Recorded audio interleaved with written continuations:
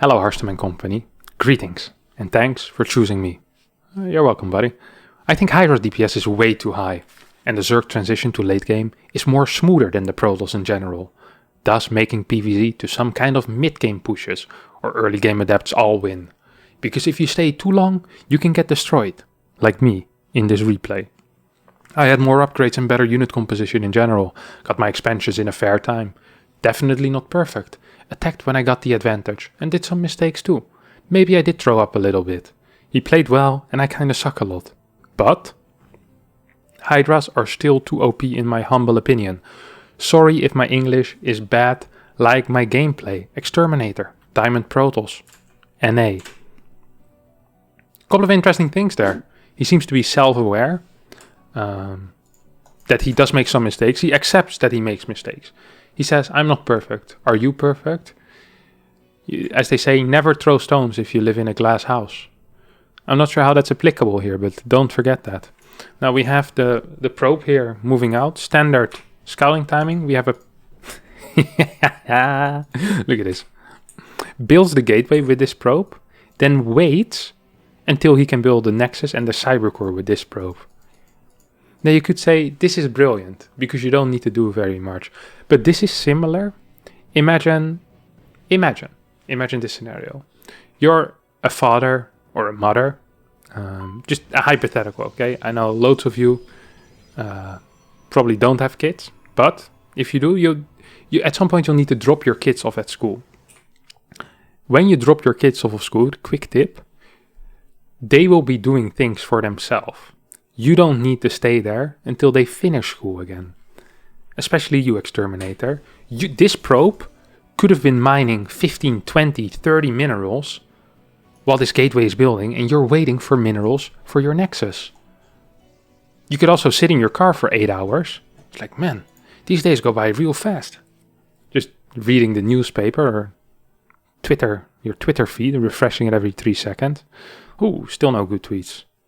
Ooh, still no good tweets.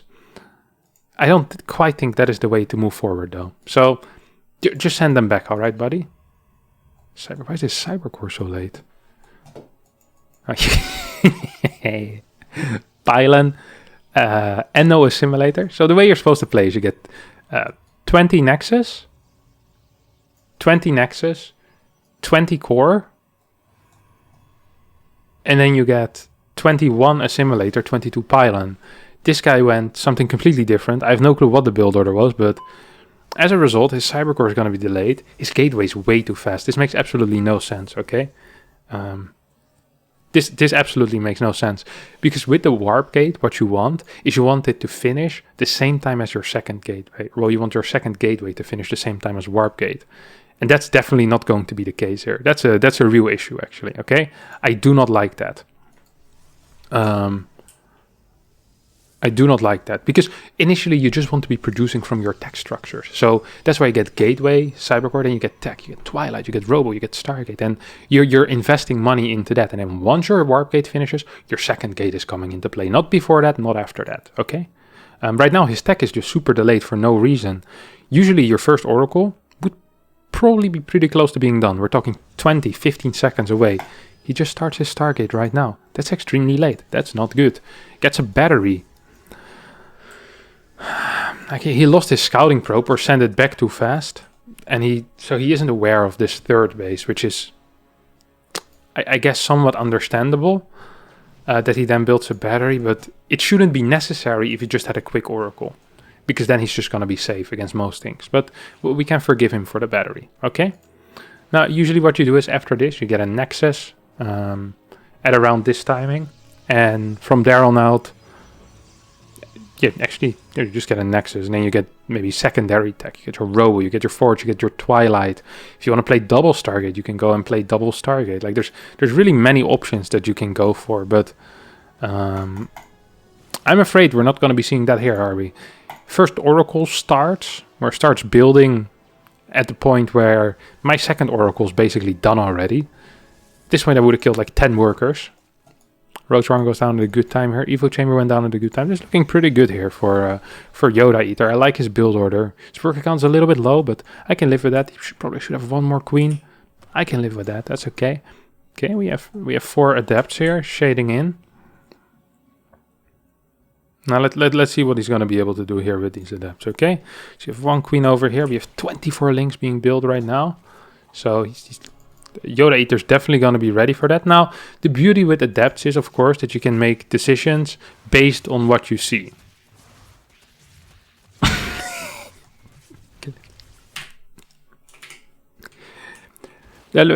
You can make decisions based on what you see. Is what I was saying. Now, look at this, okay? We're at a fork in the road here. We have 2 ways to go, okay? One way we see 20 links, and one way we see a queen. Now, a queen is like a 75-year-old grandma with crutches. She might be dangerous, but she's not going to be too fast. And in reality, if you have an oracle coming, it's like one of your friends with the big guns, you know? Not that dangerous. Here, 24 links.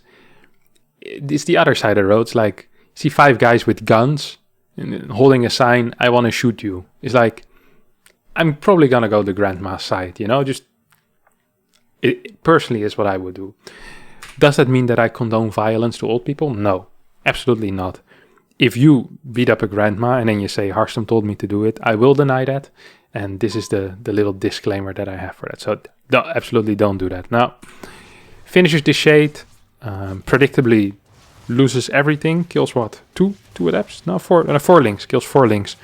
He's going to be able to kill maybe 1 more. 1 more link. 5 links. 5 links for 4 adepts.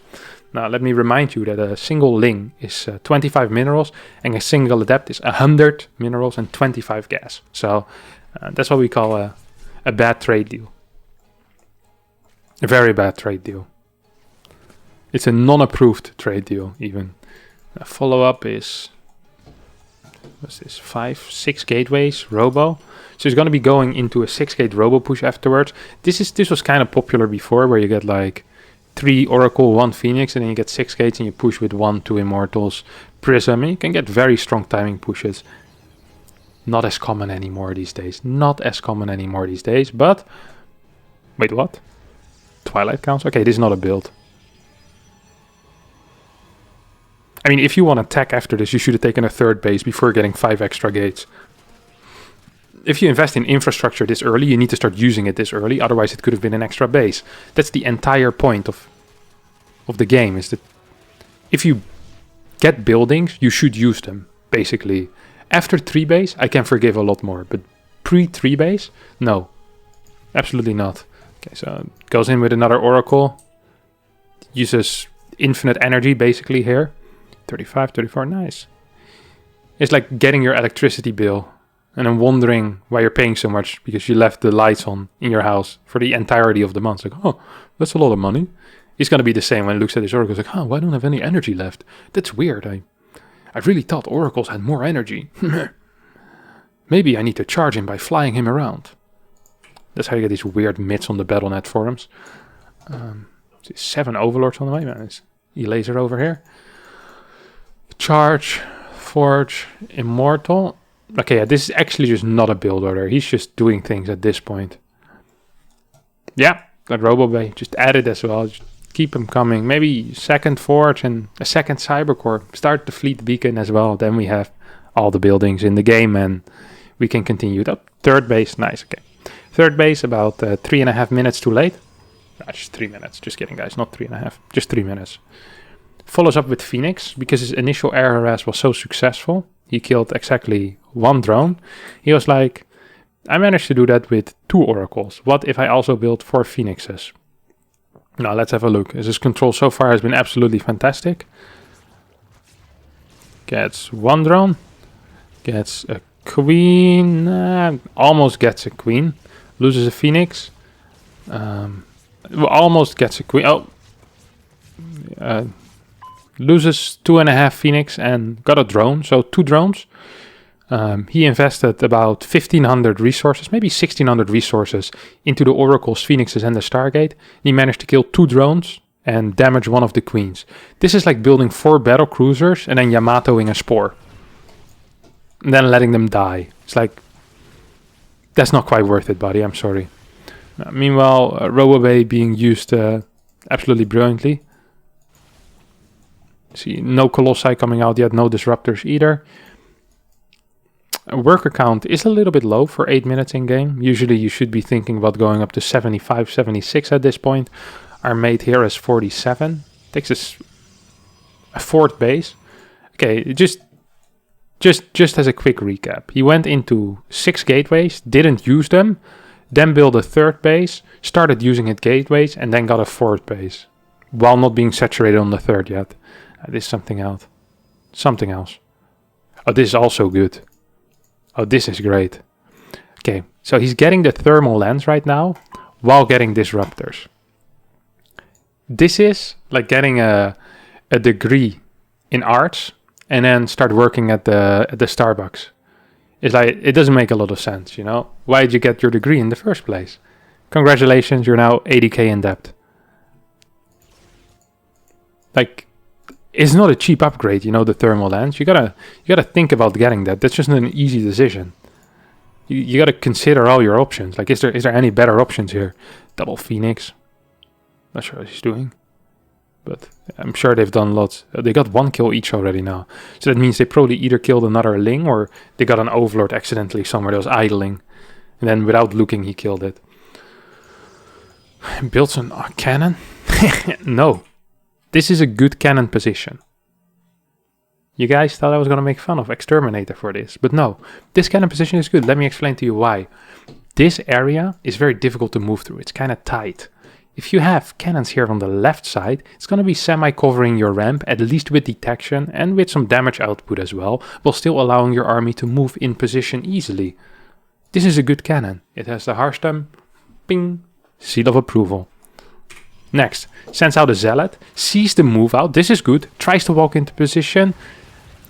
This is a slight error. He should have tried to completely control his ramp, not be afraid here, because the moment you give up this ramp, you can't defend this anymore, because now you're stuck in this area. What you're supposed to do now, once your opponent is in such a position, you pull these workers away, and you accept that you're going to lose this base. This is basically the sunk cost fallacy in action. You know, he's like, oh, if I give up this base, I've already invested so much in it. But instead, he's now also going to lose 16 workers, a bunch of his immortals, a bunch of his stalkers. Like, it just isn't great. He should have saved these probes at least and send them here. He would have not been in a bad spot. You can still fight afterwards, you know. But just give up the base and save the probes. You'll be fine, buddy. You'll be fine. It's not like he had the probes to saturate 4 bases anyway. He was on 60 workers. So all he's really doing is just trying to defend the position that's worthless to him, which isn't great.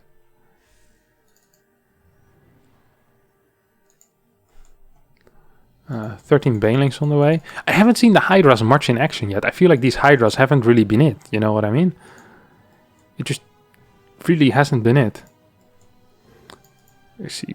Yeah, still no Colossi being built, so the Arch degree is being put to good use so far. Still 80k in debt, don't forget. Stasis wards coming down. What is our friend doing here? He's getting a hive.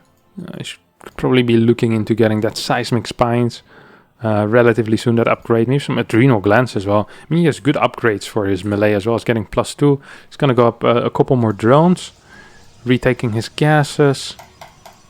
Batteries, once again in a pretty decent position. I don't mind it. Would have loved this pylon to be a bit further to the back. Now, I'm not a big fan of this composition, especially against Baneling stuff, especially from Oracle. Usually from Oracle you want to be going into a Chargelot Archon Storm army, Chargelot Immortal Archon, something like that, just more oomph. The Stalker Colossi compositions are good, but it's more from glaive openers or DT drop openers, if anyone wants to play those. Now, he has 2 observers here in his army, none on the map. His Phoenixes are not really scouting anything either, so his main vision is coming from these 2 station wars that he has on the map. When's the last time he scouted? That was about 7 minutes ago when the layer finished. He's not aware that there's a gas here, he's not aware that there's a base here, and he's not aware that there's a hive on the way. Ooh, Spire as well. Could be looking for Greater Spire here. It's kind of spicy. Oh, starts a Colossus. I completely missed it. He already has a Colossus.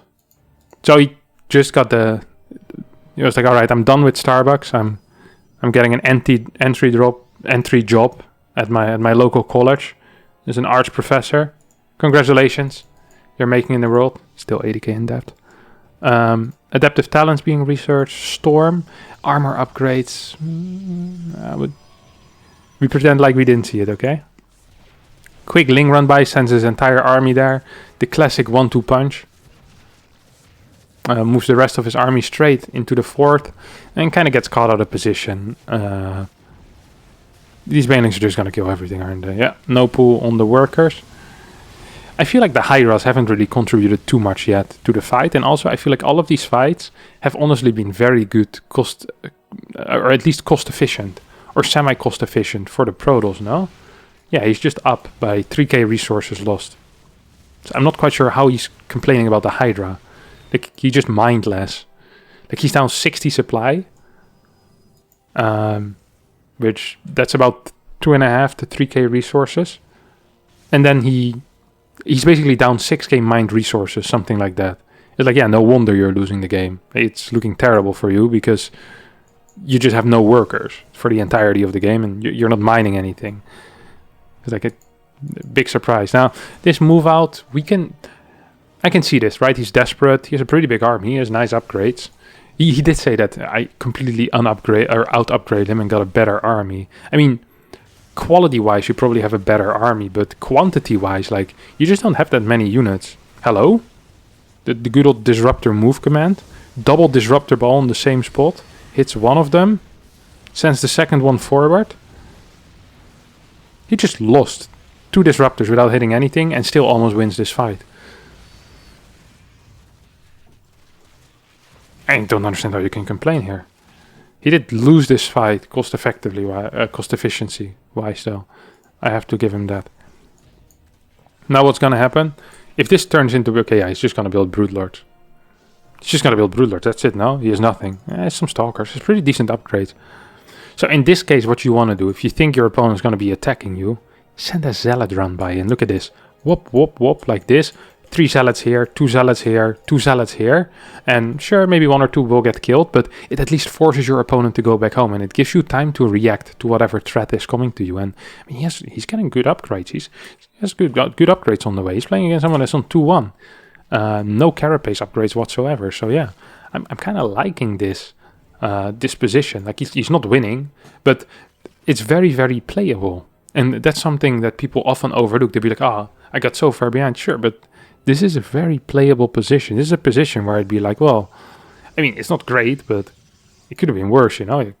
His army isn't that scary. It's what, 4 Broodlords? Once again, gets completely caught out of position here, by the way. Just completely. It's not even close. He just should be sending Zealots to bases at this point. I mean, he probably can take a decent fight as well, actually. If he attacks with everything at the same time. Brings forward with Stalkers. I think the Stalker count is too low here. Also, instead of right-clicking the Broodlords properly, I think he attacked Broodlings for a bit. So he's going to clear up all the Hydras and then just lose to the Broodlords and the 2 Corruptors. Ooh. Another 2 Lings get shot by this beautiful Disruptor. And at this point, it's just completely over, right? More Lings streaming in. So yeah, first of all, he just has a completely wrong unit composition, but even with that unit composition, he's using it ineffectively. Disruptors constantly missing. His worker count has been abysmal the entire game. Got caught out of position 2-3 times. Didn't rescue his probes when he could have. I mean, I don't understand how he can blame the Hydra for his loss. That's the one unit he fought well against. It's like people have no clue what they're bad against or why they're losing the game. He probably just checked like the unit loss tab or something like that. So, what did he lose the most of? It's like 42 Hydras. It's probably the Hydra that killed me then. It's not quite how the game works, buddy. But it wasn't even the unit that got lost the most. But yeah, GG, well played. Wow. All right, just quick recap. Quick recap of the game. People have been asking for this. So, first of all, build order sucked. Second of all, unit movement terrible. Economy awful, pro-production complete garbage, decision making when it comes, or fight micro was just terrible. That Disruptor micro was abysmal. You just move commanded into your opponent's army. You're the reason why people suggest that the Disruptor gets an auto attack just like the Templars. You could just A-move it. Think Pro is even easier. No, I don't want that. That's ridiculous. Your upgrades were good. Your cannon and battery placement was good. But you didn't lose against the Hydra. You lost because you had no clue what was happening on the other side. You never interacted with any of your opponent's bases. Had zero harass. Had zero counters to his Brute Lords, really. You could have gotten Tempest or just way more Stalkers. If you get like 10, 12 Stalkers, you can probably one-shot the Brute Lords at some point if you get +3. I feel like you have no clue why you lost. And also, you definitely didn't lose because of the Hydra or because of imbalance. And thus, we will have to say, I don't enjoy this. You suck. But you did get 1 Harstem stamp of approval, so, you know. Potato, potato. You get what you want. Now, this is going to be it for today. If you did enjoy this video, don't forget to subscribe to my YouTube channel. Hopefully, by the time this video goes live, we've already hit 50k. In that case, good job. If we haven't hit 50k yet, you guys are pricks. Click the subscribe button. Don't forget to like. Bye-bye.